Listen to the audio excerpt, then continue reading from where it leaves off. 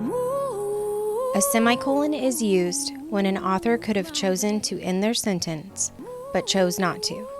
The author is you, and the sentence is your life. We are your school counseling team, and today our campus is participating in the Signs of Suicide program. It's a prevention program used in high schools across the country.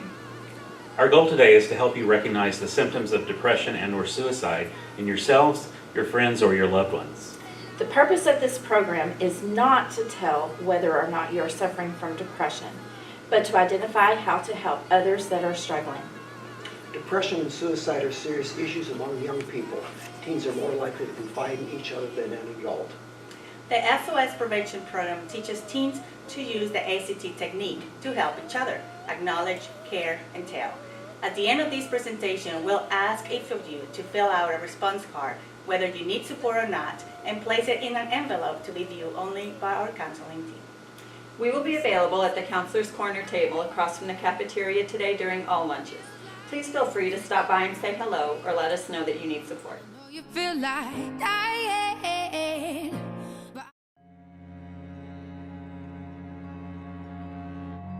I remember when my father asked me to stay up all night to watch fireflies. I didn't want to, but he was right. It was the most magical thing I'd seen. My mother asked me to stay patient until the chickens got here. I just wanted to pull them out of their eggs and play. I was so glad I waited. This kid I knew asked me to stay on his team. We lost the game, but he became my best friend. And when I became a teenager, everyone kept telling me to stay. Stay focused, stay out of trouble, stay faithful. And all I could think of was the stress, the pressure, the expectations. The things I used to be excited about now seem nothing like I'd imagined. Pointless, heavy. And then people asked, "How are you?" And I said, "Fine."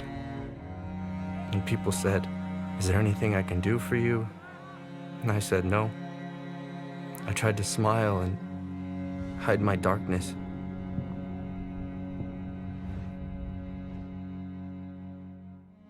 I remember waking up on my 17th birthday, wanting to end my life because I felt so much pain,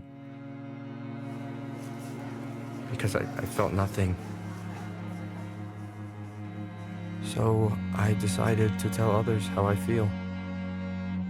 Bring everything hidden into the light, because I knew one of them could help. I remember my dad holding me, my mom and my sister. Now they ask me to stay around for another moment, for another agonizing week, month, even if I couldn't see that tomorrow will get better. And I realized that somewhere in between my new, dark existence and all those beautiful moments that I've experienced in the past, I forgot something. I didn't have to stay alone.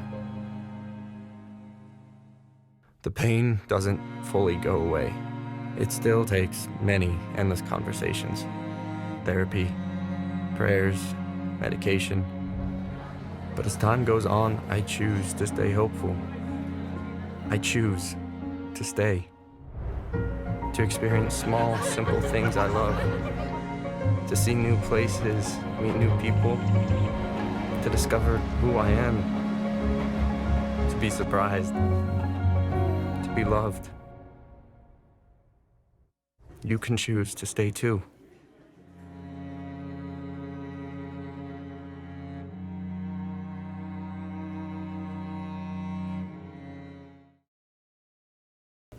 Today we will introduce the ACT technique, watch a video outlining warning signs and what to do when you see them, and identify resources for help. The first step in the ACT technique is to acknowledge that there is a problem. If you are seeing signs of depression, self-injury, or suicidal thoughts in a friend, acknowledge that your friend has a problem and needs help. The second step in the ACT technique is to show that you care about your friend and that you're concerned that he or she needs help that you cannot provide. The third step in the ACT technique is to tell a trusted adult or to support your friend in talking with a trusted adult. Now let's watch a video and identify the ACT technique in this situation. It's very difficult to tell who is at risk in a case of suicide and clinical depression. In fact, very often it's the people that are least likely candidates. Anyone can be at risk. Suicide doesn't pick and choose. You could be the class president or the class valedictorian or the student that struggles, the student athlete, the student who is everybody's friend. You just never know.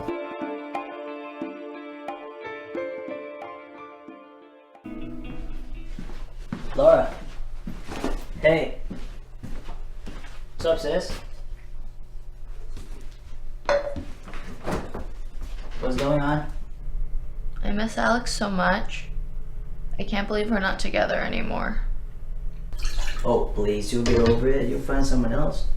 That's easy for you to say. Things are always harder for me. It's only been a couple of months. Just give it some time. I just don't think I'll ever get over this. I don't fit in anyway. Alex was the only good thing in my life. Don't talk like that. Just snap out of it. I wish I were dead. Believe me, you'll get over this. Just hang in there. That's not right. She's really going to need some help. I wish I were dead. I just don't think I'll ever be able to get over this. I don't fit in anyway. Alex was the only thing good in my life. Don't talk like that. I wish I were dead. Okay. It's been 2 months. You should be getting over this, but you're not. I know you've been cutting school and not doing your work. You really need some help. I don't know what to do. Maybe if you talk to mom or dad, they can help. Are you kidding? Mom and dad wouldn't understand. Yeah, okay. What about Mr. Perez's school? I know he's helped a lot of kids. I don't know. Me and you, we'll go first thing in the morning. We'll go talk to him. He's a cool guy. He's really easy to talk to. He can help you out. He'll get you through this. Come on. Okay. Thanks for understanding.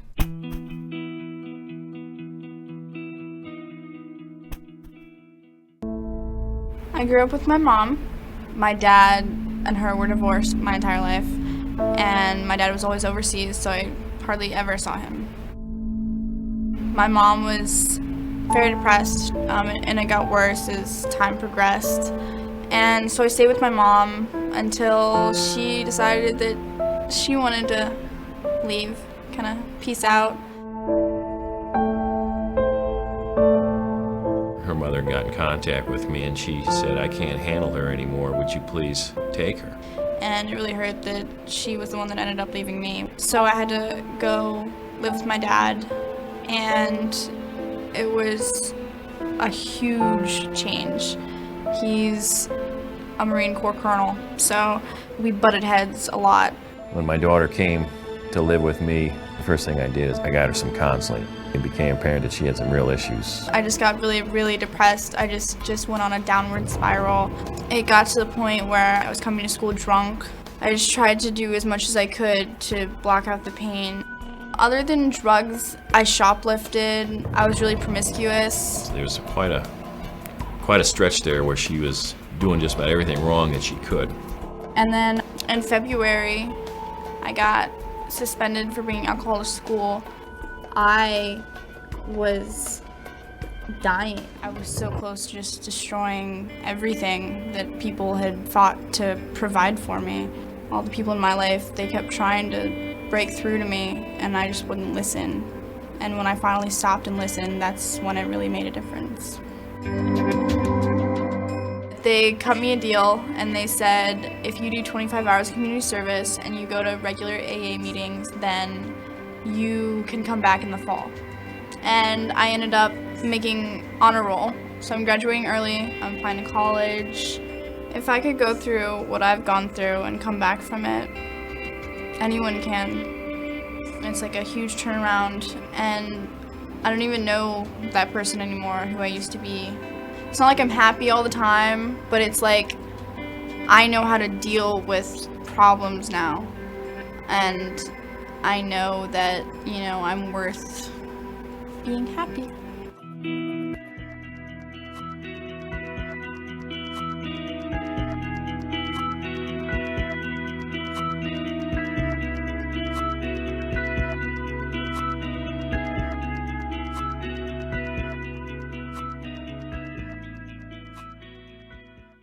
Laura's brother does not brush off the warning signs he's seeing. He says, "It's been 2 months now. You should be getting over this, but you're not. I know you've been cutting school and not doing your work. You really need some help. I don't know what to do." Her brother doesn't give up when Laura doesn't like his idea at first to tell their mom and dad or talk to Mr. Perez. He offers to go with her to see Mr. Perez. Laura's brother supports her enough that she eventually agrees to tell someone on her own. This is usually the best outcome. However, if he could not convince her to talk to a trusted adult, he would have to do so himself. Without help, his sister's feelings could intensify into suicidal thoughts and action. Summer's story turns from a downward spiral into a story of hope. Some of us will identify with the difficult challenges that Summer faced and the self-destructive choices she made before she was able to turn her life around. All the people in my life, they kept trying to break through to me and I just wouldn't listen. And when I finally stopped and listened, that's when I really made a difference. We've seen a number of warning signs in the videos today, including hopelessness, anger, lack of energy, self-injury, withdrawing, and changing behavior. Warning signs sometimes indicate sadness, but sometimes they indicate depression. Feeling sad is often temporary, while depression lasts for at least 2 weeks or longer. Depression is a serious health condition that affects the whole person, mind, and body. It can affect behavior, physical health, academic performance, thinking, social activity, and the ability to handle everyday decisions and pressures. Depression can lead someone to isolate themselves from their friends and lose interest in activities they enjoy. Depression can lead to thoughts of death or suicide, so it's very important to get help. Struggling is not uncommon, and help is available. Look for the warning signs, and if you or someone you know needs help, act. Contact the National Suicide Prevention Lifeline, use the LEISD Anonymous Alert System, or reach out to a trusted adult. We care about you. We are here for you. You are courageous. Acknowledge. Care. Tell. Nunca te rindas. Help is available. You're here for a reason. The world is a better place with you in it. You are loved. Don't ever give up. Stay. Stay. Stay. Choose to stay. Stay. Ask for help. Tú importas. You are not alone. You won't always feel like this. It really does get better. Pedir ayuda no es una debilidad, es una valentía. Stay. Stay. Stay. Stay. Stay. You matter. Stay. You matter. Stay. You matter. Stay. Because you matter. Stay. You matter.